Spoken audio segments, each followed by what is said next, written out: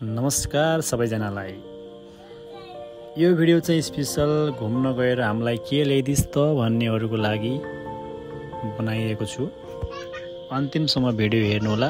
पक्कै पनि तपाईको आज पुरा दिन तपाईको माइन्ड फ्रेश रहनेछ।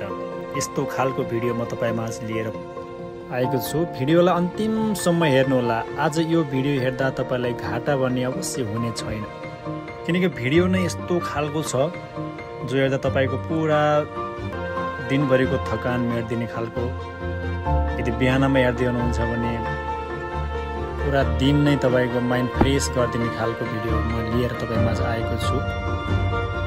हुन त यो भिडियो त्यति टाढाको त होइन, धेरै टाढाको भिडियो त होइन, तर पनि हाम्रो समाजमा यस्तो खालको मान्छेहरू पनि हुनुहुन्छ जो बुढा बुवामा दाजुभाइ दिदी पनि कोही पनि जो असफल हुनुहुन्छ, जो चाहेर पनि घुम्न जान सक्नुहुन्न, कुनै पनि काममा व्यस्त भएर घुम्न जान सक्नु भएको छैन।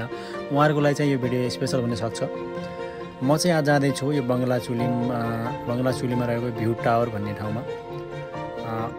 जो चिज मैले हेरेँ, जो चिज मलाई सुन्दर लाग्यो, त्यही चिज म हजुरहरूमा देखाउन चाहन्छु भिडियोको मार्फत। पक्कै पनि हजुरले लास्टसम्म हेरेर साथ दिनुहुन्छ भन्ने आशा छ। म जाँदैछु भ्यू टावरतर्फ। भिडियोलाई अन्तिमसम्म हेरेर इन्जोय लिनु होला।